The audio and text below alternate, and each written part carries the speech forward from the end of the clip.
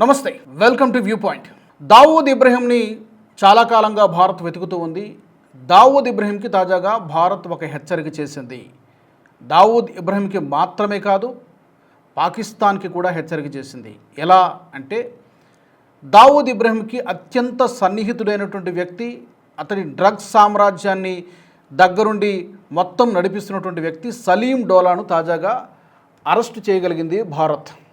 ఇక్కడ టర్కీలో ఇస్తాంబుల్లో అతన్ని పట్టుకున్నారు. అతన్ని పట్టుకొని భారత్కి ఎక్స్ట్రాడేట్ చేసి తీసుకురావడం జరిగింది. ఇది చాలా పెద్ద షాకింగ్ వార్త అటు పాకిస్తాన్కి కానీ లేదా ఇటు దావూద్ ఇబ్రహీంకి కానీ. ఎందుకంటే దావూద్ ఇబ్రహీం గత కొంతకాలంగా యాక్టివ్గా లేడు, కానీ అతని నెట్వర్క్, అతని టీం మాత్రం పనిచేస్తోంది. వేల కోట్ల సామ్రాజ్యాన్ని నిర్మించగలిగాడు డి కంపెనీ ద్వారా. అందులో ప్రధానమైనటువంటి వ్యాపారాల్లో ఈ డ్రగ్స్ అమ్మకాల ద్వారా కేవలం భారత్లో మాత్రమే కాదు, ప్రపంచవ్యాప్తంగా చాలా దేశాల్లో, సెంట్రల్ ఏషియా కానీ, ఆసియా ఖండంలో కానీ, కొన్ని సందర్భాల్లో అమెరికా, యూకే, ఆస్ట్రేలియా లాంటి దేశాల వరకు కూడా ఈ D company network, Dawood Ibrahim network పనిచేస్తోంది. అందులో ప్రధానమైనటువంటి ఆదాయ వనరు ఈ డ్రగ్స్ అమ్మకం ద్వారా సంపాదిస్తూ ఉన్నారు. అయితే ఎవరు ఈ సలీం డోలా, ఎవరు, ఎందుకంత కీలకం ఇతన్ని పట్టుకోవడం అంటే, ఇందాక ముందుగానే చెప్పినట్టుగా ఇతను వెరీ క్లోజ్ అసోసియేట్, దావూద్ ఇబ్రహీంకి క్లోజ్ అసోసియేట్, ఇంకా చెప్పాలంటే ఒక రైట్ హ్యాండ్ లాంటి వ్యక్తి. అలాగే ఒక సింథటిక్ డ్రగ్స్, చాలా ప్రమాదకరమైనటువంటి డ్రగ్స్ని సరఫరా చేసేటువంటి వాటిల్లో నెట్వర్క్లో ఇతను కీలకమైనటువంటి మెంబర్ అని చెప్తున్నాడు. ఇతనిపైన ఇంటర్పోల్ నోటీసులు కూడా ఉన్నాయి. పరారీలో ఉన్నాడు. దాదాపు గత 10-12 సంవత్సరాల నుంచి ఇతని కోసం భారత్ వెతుకుతోంది. ఎట్టకేలకు టర్కీలో ఇతన్ని పట్టుకోవడం జరిగింది. ఇది ఆశ్చర్యం. కారణం ఏంటంటే, మన ఫ్రెండ్లీ నేషన్లో పట్టుకోవడం అనేది మనకు అక్కడ సహకారం ఉంటుంది కాబట్టి అది పెద్ద విశేషం కాదు. టర్కీ బేసిక్గా ఏంటంటే పాకిస్తాన్కి అనుకూలంగా వ్యవహరించేటువంటి దేశము. అలాంటి టర్కీ కూడా భారత్కి ఈ సలీం డోలా విషయంలో సహాయం అందించింది. ఏ విధంగా పట్టుకున్నారు అంటే కనుక, 3 విభాగాలు పనిచేసాయి. ఇండియా నుంచి భారత అధికారులు, ఇంటెలిజెన్స్, అలాగే ఇంటర్పోల్ అధికారులు, టర్కీ అక్కడ ఉన్నటువంటి ఇంటెలిజెన్స్ అధికారులు కలిసి సంయుక్తంగా చేసినటువంటి ఒక జాయింట్ ఆపరేషన్లో ఈ సలీం డోలాని పట్టుకున్నట్టుగా తెలుస్తోంది. మీడియాలో వచ్చినటువంటి రిపోర్ట్స్ని బట్టి గత కొన్ని నెలలుగా అక్కడ రెక్కీ నిర్వహించాడు. అతను ఫేక్ ఐడెంటిటీస్తో తన పేరు మార్చుకొని, తన ఐడెంటిటీని మార్చుకొని కొన్ని నెలలుగా తిరుగుతూ ఉన్నాడు. అతనే ఆయన కన్ఫర్మ్ చేసుకున్న తర్వాత అతన్ని అత్యంత చాకచక్యంగా పట్టుకోవడం జరిగింది, భారత్కు తీసుకురావడం జరిగింది. ఇది చాలా పెద్ద దెబ్బ. నిజానికి చెప్పాలంటే దావూద్ ఇబ్రహీంకి ఒక పెద్ద షాక్. దావూద్ ఇబ్రహీంకి షాక్ అంటే పాకిస్తాన్కి కూడా షాకే. ఎందుకంటే terror funding, for example Jaish-e Mohammed కానీ, లష్కరే తోయిబా కానీ, ది రెసిస్టెన్స్ ఫ్రంట్ కానీ, ఇలాంటి సంస్థలు దాదాపు ఒక 10 నుంచి 15 సంస్థలు చాలా యాక్టివ్గా పనిచేస్తున్నాయి. ఇన్యాక్టివ్గా ఉన్నటువంటి సంస్థలు కూడా మరొక 20-25 ఉంటాయి పాకిస్తాన్లో. ఇలాంటి చిన్న పెద్ద ఉగ్రవాద సంస్థలన్నిటికీ కూడా టెర్రర్ ఫండింగ్ ఎక్కడి నుంచి వెళ్తుందంటే, మెజారిటీ ఆఫ్ టెర్రర్ సంస్థలకు, ఉగ్రవాద సంస్థలకు డి గ్యాంగే, డి కంపెనీనే ఫండింగ్ సపోర్ట్ చేస్తూ ఉంటుంది. అతని ప్రధానమైనటువంటి దావూద్ ఇబ్రహీంకి ఆదాయ వనరు ఏంటంటే కనుక ఈ డ్రగ్స్ నెట్వర్క్. ఈ డ్రగ్స్ నెట్వర్క్ ద్వారానే వేల కోట్ల రూపాయల ఆదాయాన్ని ఆర్జిస్తూ దాన్ని హవాలా రూపంలో ఈ టెర్రర్ ఉగ్రవాద సంస్థలకు వేరు మార్గాల్లో పంపిస్తూ ఉంటాడు ఈ సలీం డోలా.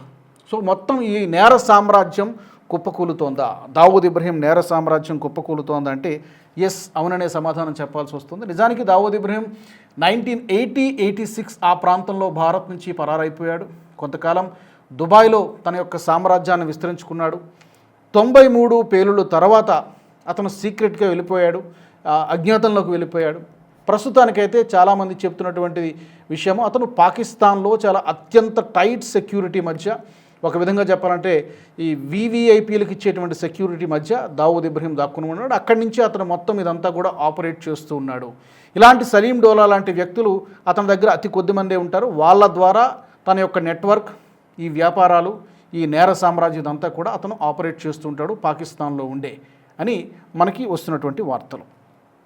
అయితే ఈ డి కంపెనీకి ఎందుకు ఎదురు దెబ్బ అంటే కనుక, ఈ రా మెటీరియల్ డిస్ట్రిబ్యూషన్ నెట్వర్క్ అంతా కూడా బ్రేక్ పడుతోంది ఈ పట్టుకోవడం ద్వారా.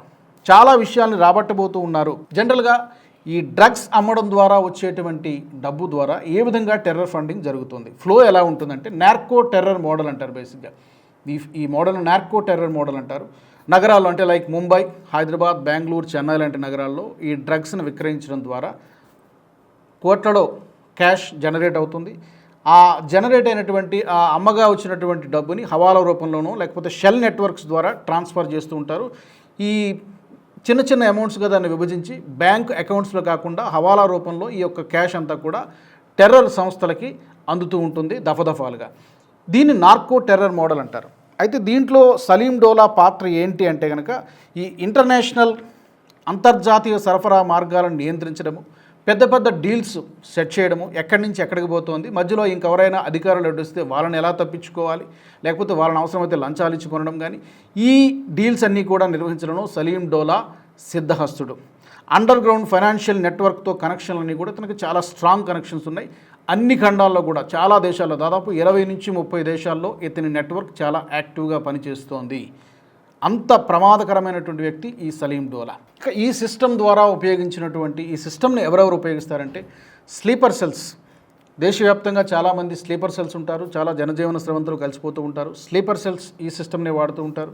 అలాగే టెర్రర్ సంస్థలు, రాడికల్ నెట్వర్క్స్, ఈ మొత్తం గ్రూపులన్నిటికీ కూడా టెర్రర్ ఫండింగ్ అనేది ఇక్కడి నుంచి జరుగుతూ ఉంటుంది.